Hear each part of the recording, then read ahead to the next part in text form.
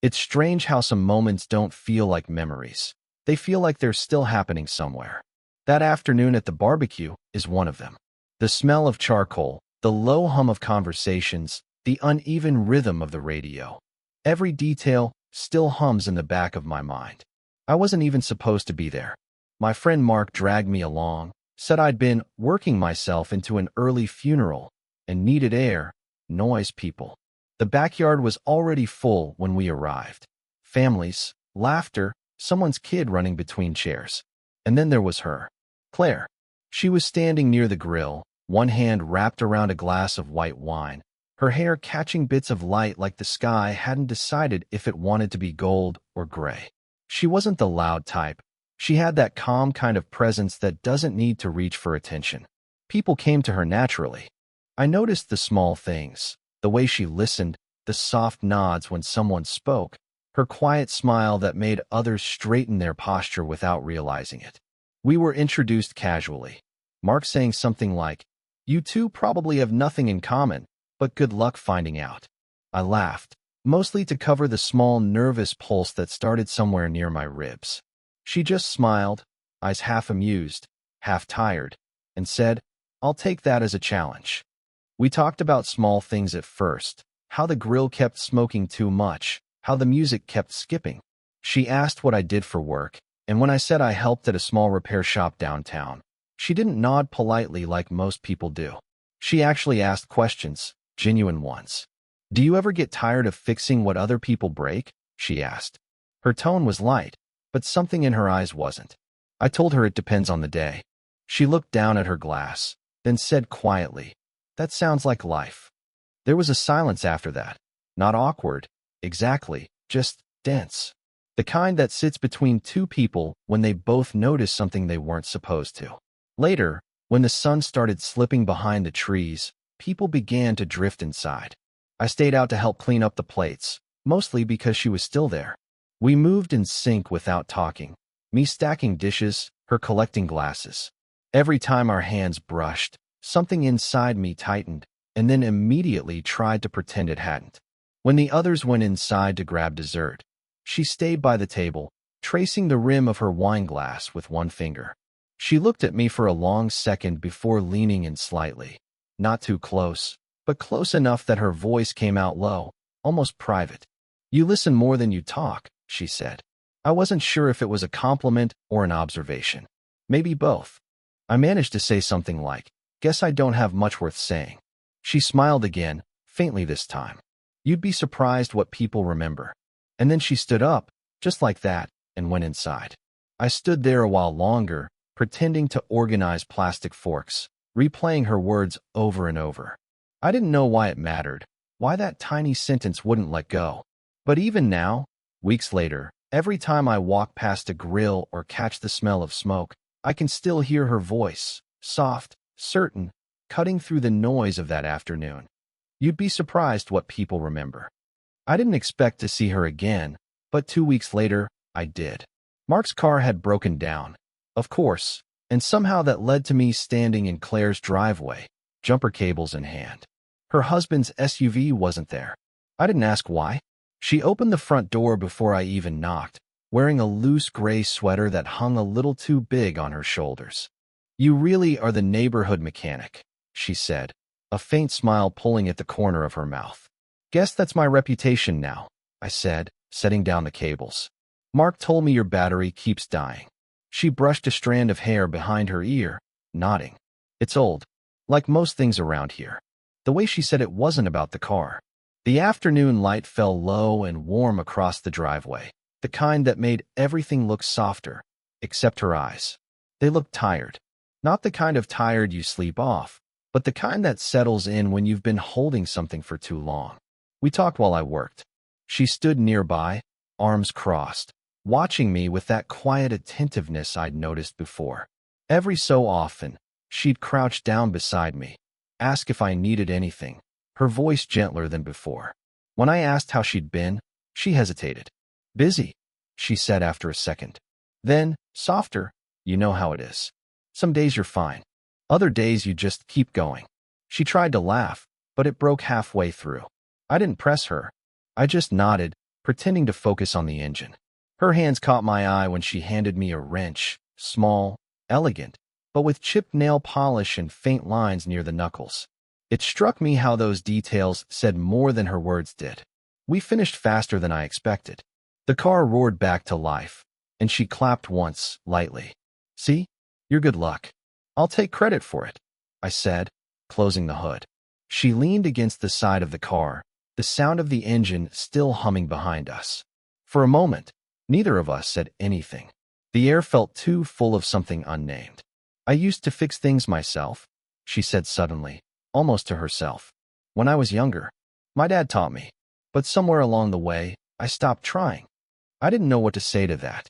She glanced up, caught my silence, and smiled a little too quickly, like she regretted saying it at all. "You should probably get going before I break something else for attention," she said, joking, but her tone didn't quite match. I laughed anyway, stepping back, but my chest felt tight. Before I left, she touched my arm. Just a brief, polite gesture of thanks, but her hand lingered half a second too long.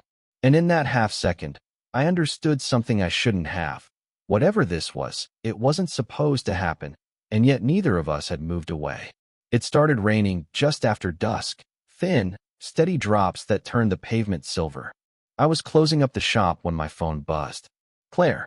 Her voice came through low, almost uncertain. "Hey, sorry to bother you this late."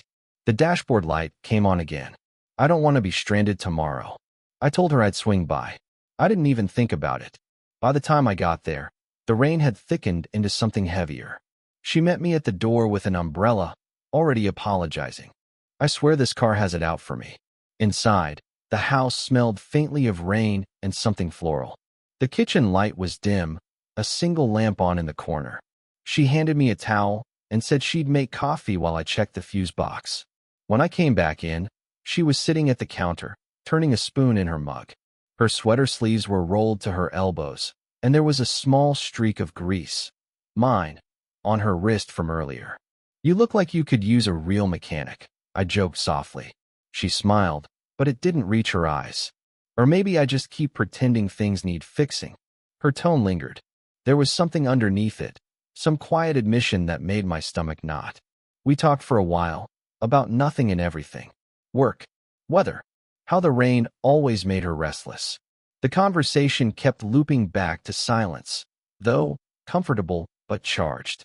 Every pause felt like a breath we were both holding too long. At one point, thunder rolled low outside, and the lights flickered. She startled, laughing nervously. "God, I hate storms." "You're safe?" I said before I could stop myself. Her eyes lifted at that, slow, searching, and for a moment, she didn't look away. The sound of the rain filled the space between us. "I should check the circuit," I murmured, but I didn't move. Neither did she. Then her phone lit up on the counter, a name flashing briefly before she turned it face down. A man's name. Her whole posture shifted. Shoulders tensed. Smile gone. "It's fine," she said quietly, as if answering a question I hadn't asked. I nodded, pretending I hadn't noticed. The air felt different now. Thinner, like something delicate had been exposed. When I finally stood to leave, she walked me to the door. The rain had eased, but I didn't open the umbrella. "Thank you," she said, voice soft but steady. "You always show up when things stop working." She stepped a little closer to hand me the umbrella, her fingers brushing mine. Light, accidental, but not quite. For half a second, I thought she might say something more. Her lips parted, her breath caught. Then she looked past me, out into the rain. "Drive safe," she whispered. And just like that, whatever almost happened dissolved into the sound of water hitting the pavement. The next time I saw her, it wasn't planned. She came by the shop near closing, headlights cutting through the dusk. The place was quiet, just the sound of the radio murmuring some old song I wasn't really listening to. She stepped inside, hesitating at the door like she wasn't sure she should be there. "I was driving by," she said, voice low. The brakes started squeaking again. I didn't believe her. She didn't either. I wiped my hands on a rag and nodded toward the waiting area. "I can take a look." She sat down, her coat still damp from the mist outside. For a few minutes, I worked in silence, pretending to inspect things I'd already checked a dozen times. Every time I looked up, she was watching me, like she wanted to say something but couldn't decide how to start. When I finally gave up the act, I leaned against the counter. "They're fine," I said. She looked down, tracing the edge of the chair with her fingers. "I know." The silence stretched between us, thick and heavy. I walked closer, just enough to see the faint tremor in her hands. "Claire," I said quietly, "what are we doing?" Her eyes lifted slowly, and for a long time she didn't answer.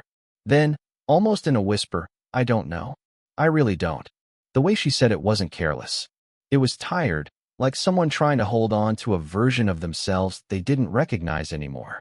"I keep telling myself it's nothing," she went on, "that we're just talking. But every time I leave, it feels like I'm hiding something. From everyone. From myself." I didn't say anything. My chest felt too tight for words. She laughed softly, but it cracked halfway through. "You're too young to understand that kind of confusion." "I understand more than you think," I said, maybe too quickly. Her gaze met mine, and for the first time, there wasn't a smile to soften it. Just raw, quiet honesty. The air between us felt electric and wrong and inevitable all at once. I could smell the faint trace of her perfume. Something familiar now, something that didn't belong here among oil and metal and dust. She took a slow breath, like she was about to say something else, then stopped. Her hand rose slightly, almost reaching for the counter between us, but it froze halfway. "I should go," she whispered. I wanted to stop her, to say something. Anything, to make sense of what this was turning into. But nothing came out. She turned toward the door, then paused, her voice barely audible over the hum of the lights. "This isn't who I'm supposed to be." And before I could respond, she was gone, leaving only the sound of her words echoing in the quiet, louder than any touch could have been. For a while after that night, she stopped coming by. No texts, no calls, just the quiet kind of absence that makes every sound sharper. I told myself it was for the best, that whatever was happening between us had reached a point where silence was the only thing left to say. Then one afternoon, she appeared again. I was out back, sorting parts, when her voice broke through the hum of the radio. "You still fix more than engines, or just the ones that complain loud enough." Her attempt at humor didn't hide the weariness in her tone. I turned, wiping my hands. "Depends on what's broken." She smiled faintly. "In that case, I might be beyond warranty." We stood there a moment too long, both pretending the gap between visits didn't matter. She handed me a small envelope. "I found this cleaning out some drawers. Thought you should see it." Inside was an old photo, grainy, edges curled. A young guy in a grease-stained shirt standing beside an older man near a car lift. "My dad's shop." "My dad? You knew him?" I asked, my throat tightening. She nodded. "A long time ago. He helped me once, when my car broke down outside town. I was going through things back then." Her eyes drifted to the photo. "He talked about you. Said you'd grow up fixing everything he couldn't." The air felt different then, heavier but softer too. All the distance, all the quiet between us suddenly made sense. She hadn't just seen me as me. She'd seen the ghost of someone she'd already lost. "I should have told you earlier," she said quietly. "But when I first saw you, I thought it was just déjà vu. Then it wasn't." I looked down at the photo again. The younger version of my dad had the same smudge of oil on his cheek I seemed to wear every day.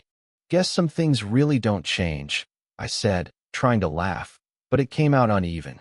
Claire's expression shifted, something like relief, but sadder. "You remind me of him. Not the way you look. It's the way you listen." There was nothing to say to that. The words settled in, reshaping everything that had come before. The rain started outside again, soft against the tin roof. She stepped closer, enough that I could see the lines near her eyes, the kind that come from both laughter and grief. "He was kind," she said, "but he never let anyone close." I think I see now why that hurt. I nodded slowly. "Maybe that's something worth fixing." She looked at me for a long moment, like she wanted to answer but couldn't find the right shape for the truth. Then she whispered, almost to herself, "You really are his son." And though she smiled when she said it, I could feel something shifting beneath the surface, like a door had quietly closed between us. one I hadn't realized we'd already walked through. The next time we found ourselves in the same space, neither of us planned it. Mark had invited me to help with the neighborhood cleanup, and by the time I arrived, Claire was already there, sleeves rolled up, hair tied back, directing volunteers with her calm authority. When she noticed me, her smile was small but real, more peace than surprise. "You still fix things," she said softly.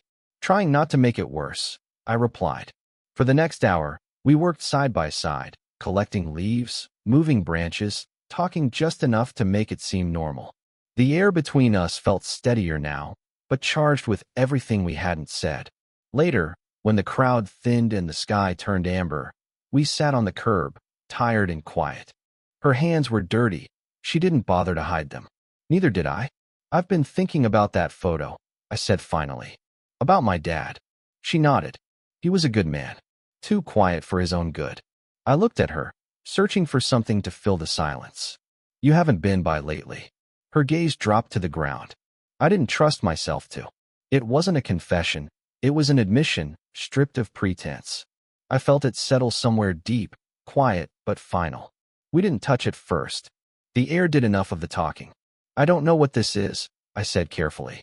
"But pretending it's nothing isn't working anymore." She gave a small, exhausted laugh. "No, it's not." A soft wind brushed past us, carrying the smell of grass and rain. She tucked a strand of hair behind her ear, then let out a long breath. "Sometimes I think life just gives you the wrong timing on purpose. Maybe to remind you you're still capable of feeling something." Her honesty hit harder than any confession could have. Without thinking, I reached out, brushing a bit of dirt from her hand. She didn't pull away. Her fingers trembled, then steadied, curling around mine for just a heartbeat. No words followed. There didn't need to be any. In that moment, it wasn't about wanting or regret or even love. It was about recognition. Two people who had stopped running from what had already happened between them. The streetlights flickered on, casting thin halos around us. I could hear kids laughing somewhere down the block, the sound strangely distant. Claire finally spoke, voice barely above a whisper. "I don't know where this leaves us." "Maybe nowhere," I said. "Maybe that's okay." She looked at me then, eyes glassy but calm, and smiled the kind of smile that carries both ending and peace. And as we sat there, hands still loosely entwined, the world seemed to grow very quiet, like it was exhaling with us, accepting what had finally stopped fighting to be understood. It's been months since that day on the curb. The photo still sits in the drawer at the shop, tucked between invoices and spare keys, like a quiet reminder that some stories aren't meant to be repaired, only understood. I see her sometimes. Not often. She walks past the shop with her groceries, or parks down the block when she visits friends nearby. We still nod, still share that half smile that holds 100 unsaid things. It's not awkward anymore. It's honest. What we were, or almost were, never needed a name. Maybe that's what made it real. For a long time, I thought love was about certainty, the kind that stands tall, loud, claiming itself for the world to see. But now I think it's quieter than that. Sometimes love is what happens in the pauses, what lingers when words fail, when timing doesn't line up, when two people see each other clearly for the first time and know it can't stay that way. She taught me that broken doesn't always mean ruined. Some things don't need to be fixed. They just need to be seen for what they are. The shop feels different now. I still work the same hours, still smell of grease and rain, but I listen more to the small sounds, to the silences between customers, to the stories they don't quite finish telling. Maybe that's her echo in me. I don't know where Claire is now, not really. We stopped reaching out, not because we stopped caring, but because we finally understood that caring was the point. It didn't have to lead anywhere. It just had to exist, to change us a little, to remind us what connection can do.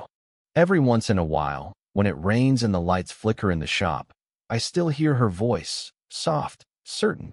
You'd be surprised what people remember, and she was right. I remember everything. The smoke at that barbecue, the sound of her laugh, the way she looked at me like I was something familiar and impossible at the same time. But mostly, I remember how it felt to be seen, not for what I was trying to fix, but for who I was beneath it all. If this story made you feel something, let me know in the comments. Would you want more stories like this?